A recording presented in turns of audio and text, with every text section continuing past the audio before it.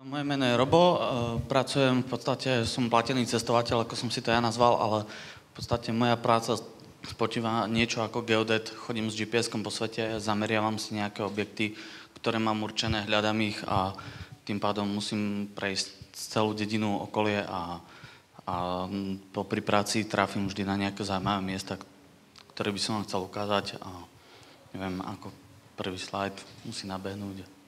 Toto je v podstate, čo ma prekvapilo. Vítajte na Slovensku, krásna cesta. Ešte, že to nie je z rakúskej strany. Prekvapilo ma to, že trošku smutný obraz o tom, ale niekedy to tak vyzerá ako... Aj moja prvá taká podtéma sú konce sveta, no toto je jeden z nich. Aj keď je to začiatok, toto je druhý. Je to niekde pri maďarských hraniciach, tam vzadu, za tým kopčekom, tam vlastne končí cesta, za tým je rieka Ipel. O cestu sa niekto stará, čiary sú namaľované, idete v noci v obcov a zrazu ste v rieke. Že vraj tam bol most, čo som si všimol niekedy toto je ďalší pri Trebišove. Krásna cesta, rovná čiara, vôbec sa nevlní, cesta krásne široká. Radosť tam jazdiť, radosť sa na to dívať. No. Nie je to hlavná cesta, samozrejme, bolo to len kde nejakej starej usadlosti, ale čiary tam tiež boli. Toto je cesta na strednom Slovensku, niekde pri Rimavskej Sobote, do dediny, kde sme prišli. V dedine žilo 7 obyvateľov, našli sme 5 pri fľaške, na lavičke, pred domom. Vraveli, že autobus chodí 2-krát do týždňa, tak asi chodia na nákup palenky a potom naspäť. Cesta vyzerá, že tiež odkedy ju postavili, toto je zasa trať, aby to nebolo o cestách, toto je medzi Kolárovom a Komárnom. Mojou úlohou bolo prejsť to, tam je 20 kilometrov tejto trate. Posledný vlak išiel v roku 2003, tak vidíte, no, ako... My sme sa na to pozreli s kolegom, že vítaj encefalitida, borelioza. Dúfali sme, vretenice tam nežijú, boli tam len užovky. Toto je druhá časť pri Komárne. Tá istá trasa, krása. Ako, mali sme tam prejsť, ja neviem, spomíname na to v dobrom, lebo... radosť nájsť, idete cez les a zrazu kopnete do Koľanice a pozeráte, že vlak, no. Ale už to našťastie nechodí. Toto je ďalšia stará cesta, niekde pri Komárne, v podstate starý most, nevyužívaný, to som odfotil, neviem, niekedy ma takéto objekty dosť zaujímajú, lebo z ničoho nič nájdete nejaké staré technické pamiatky. Sice nie sú v dobrom stave, ale tak aspoň bol nejak zachovali. Bolo vidieť, kadiaľ tá cesta išla, kde je nová. Toto je v zime, tiež potrebovali sme niekam prejsť, no stromček nepustil, tak sme to museli otočiť. Ako nášho šéfa tiež nezaujíma, že vonku minus 10, minus 16, pokiaľ stroj ide, ideme aj my. Tak natrafíme aj na niečo také a treba ísť peši. Toto je niekde pri Stropkove, taká banická dedinka, ako tam... To bol krásny pohľad, tam vzadu je nejaký kopec, to už bolo len tak, že hmla, opar. To bolo, no... Ja neviem, toto je jedna z fotiek, ktorú som chcel vymeniť, ale nebol. Nebol na to čas. Toto sme natrafili niekde tiež medzi Stropkovom, pri Medzilaborciach, no tu už sme nevedeli ani, kde sme, nebolo vidieť, na 15 metrov, hmla, stromčeky a... Vyliezli sme po 2 hodinách z lesa a čakalo nás toto a... kolegovci s autom niekde o 3 dediny ďalej a vôbec sme nevedeli povedať, kde. Toto je taký môj tip, kam by som vám chcel odporučiť ísť. Toto je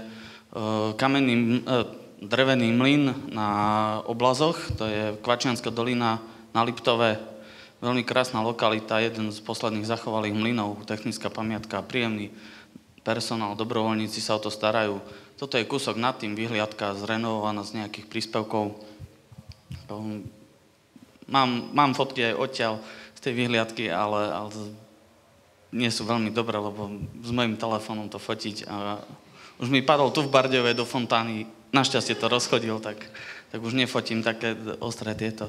Toto je pri Košiciach Sivec, keď neviete kam na výlet, chcete pekný výhľad, odporúčam, dole sa dá zaparkovať autom, za 3/4 hodinky ste hore, dá sa nájsť aj dlhšia trasa, máte výhľad na celú priehradu Ružín, vľavo hore v rohu, keď si môžete všimnúť Vysoké Tatry, trošku ich vidno.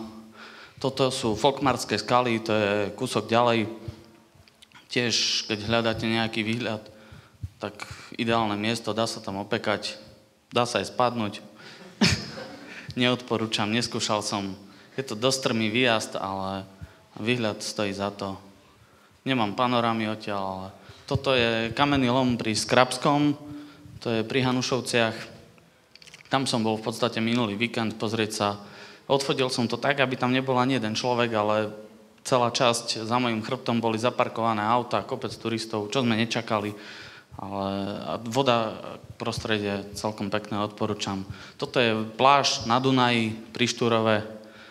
V podstate všetky tie kamienky, to sú mušle, čo som bol prekvapený tiež, že mušličky pri Dunaji, ale tak tam sme chodili odpočívať cez obedy s kolegom.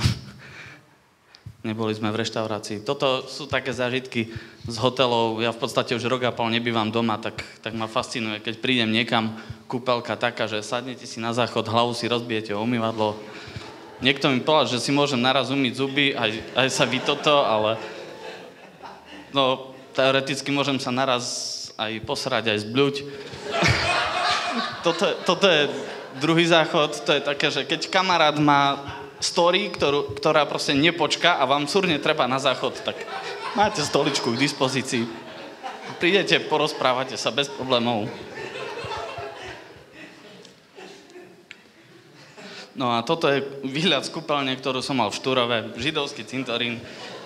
A bal som sa ísť na záchod v nočných hodinách, nevedel som, čo ma čaká. Radšej sme chodili cez deň. Z druhej strany to vyzeralo lepšie, bola tam taká stena, také obyčajné plastové okienko, tak sme vedeli, že to je naša kúpeľňa. A toto je, keď sa dizajn nepodarí, miestno cintorín, zóna pre oddych a voľný čas. To je obec Ľubiša pri Humennom. Ako slovo odpočívaj v pokoji, alebo miesto večného odpočinku dostalo pre mňa úplne iný význam. No, choďte si oddychnúť, nepomýlte si to, na ktorú stranu pôjdete. Ďakujem pekne.